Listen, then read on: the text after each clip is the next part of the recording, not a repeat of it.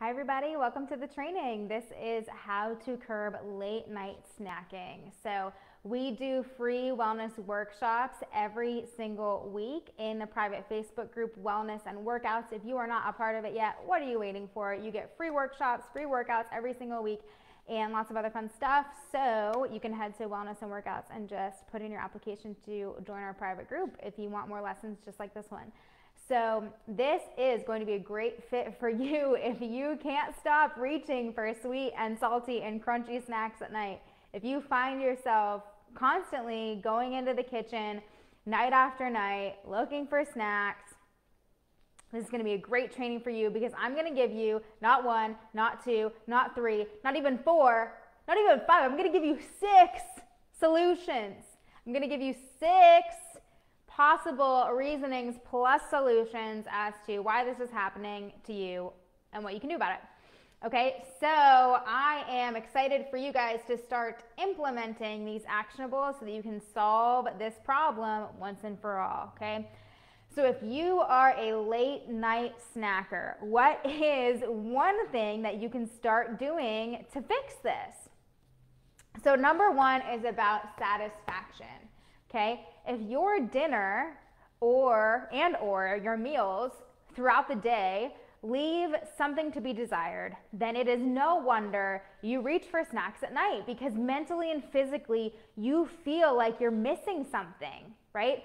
So some ways that you can make your snacks and your meals more satisfying and contribute to satiety or our feeling of fullness is you can start paying attention to your macros. Now, I am not by any stretch of the imagination suggesting that you start counting your macros, not even close. Diet culture has blown this idea way out of proportion.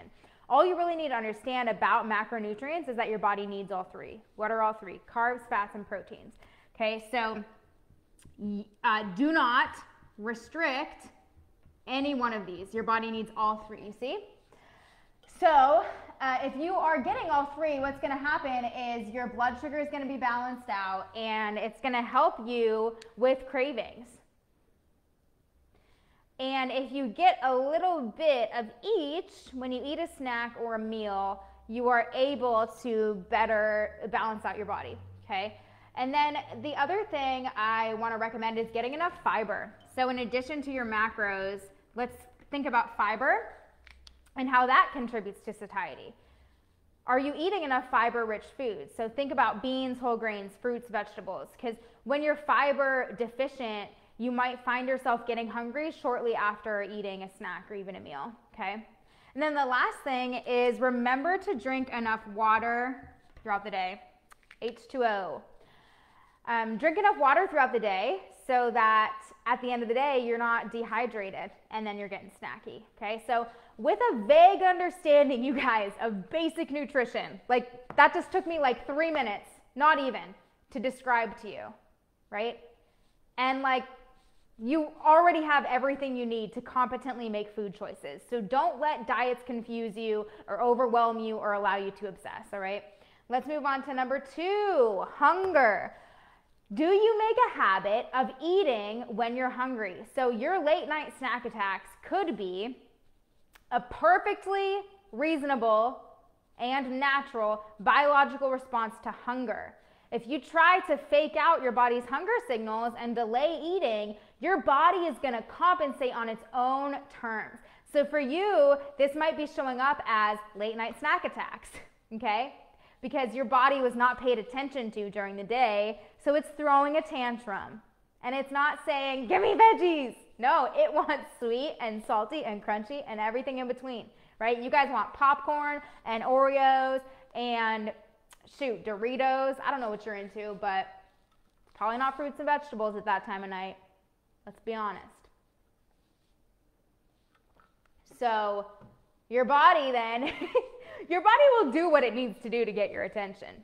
And one way to avoid this is simply by honoring your body's signals in real time. Give yourself permission to eat when you're hungry as a preventative approach. Look, this is you being proactive. Eating when you're hungry is a preventative approach to binge eating and the uncontrollable urge to snack at night, okay? I'm Italian. I talk with my hands. You guys are going to have to get used to that. Number 3, needs. Identify your needs so that you are prepared to meet them. If your late night snacking turns into binge eating or mindless eating or other maladaptive eating habits, this could be a direct result of unmet physical or emotional or psychological needs. And listen, I get it. Like, we're just not always great at identifying what we need, let alone like asking for it or acting on it.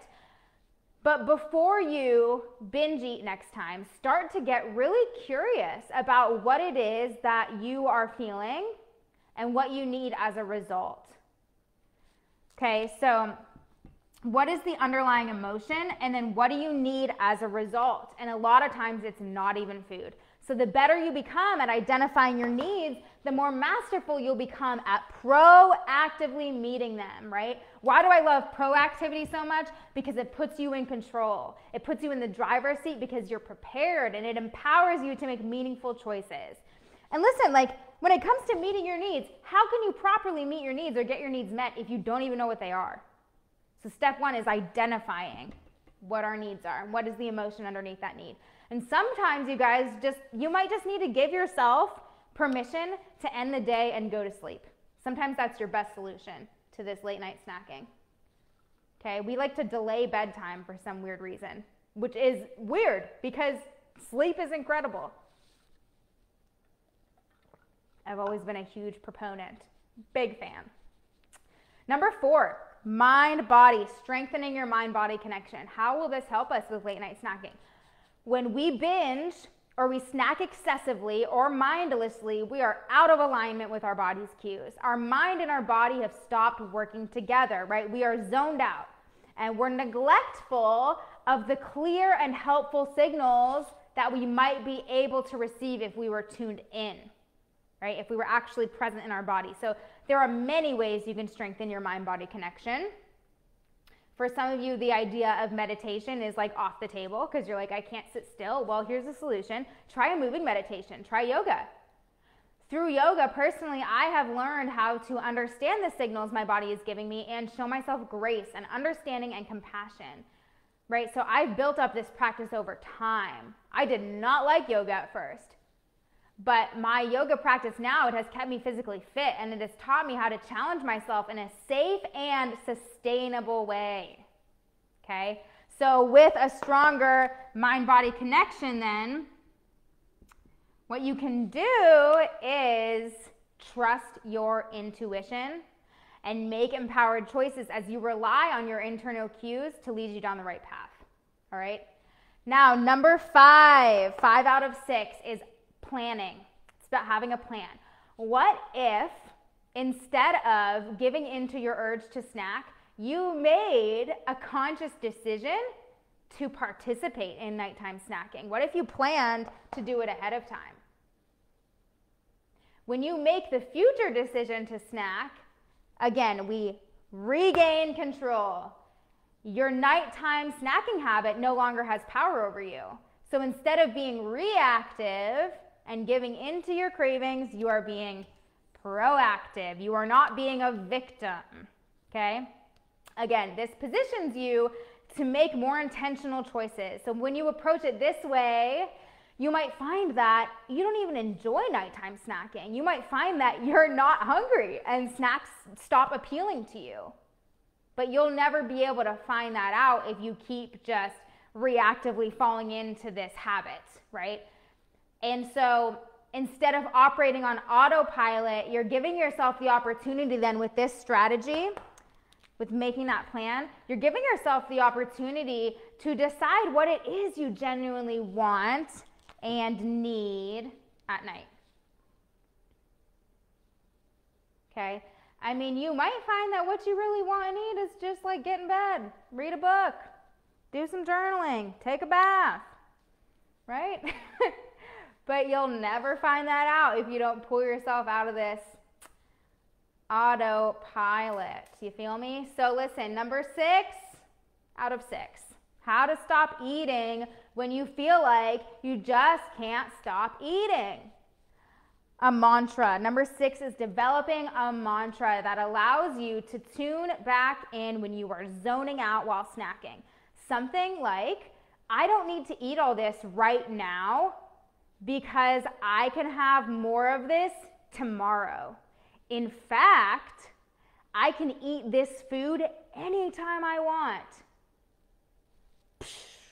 Game changer. Let me repeat that for you. I don't need to eat this all right now because I can have more of this tomorrow. In fact, I can eat this food anytime I want. This food is always available to me, right? So when these snacks are no longer forbidden fruits, they lose their power over you. You see that? They lose their power over you. And listen, like, I get it. I used to struggle with binge eating every night. I had glaring unmet needs that I was trying to meet through food. And over time and through lots of research and coaching, I developed a more healthy and sustainable relationship with food and my body than I could have ever imagined. So now I never second guess my food choices, and I'm confident and comfortable in my skin. So it's my mission to help others experience the same freedom that I have access to on a daily basis. And I also have some really exciting news to share with you guys. We are opening up the next wave of our group coaching, our 60-day transformation. Okay, I'm so excited to launch this and release it to you guys as our next wave of group coaching. So if you need support transforming your relationship with food in your body, if you want to feel amazing in your body, without extreme dieting and extreme exercise, and if you want to learn more about how 95% of diets fail, I want you to head to mariascrementi.com/group-coaching.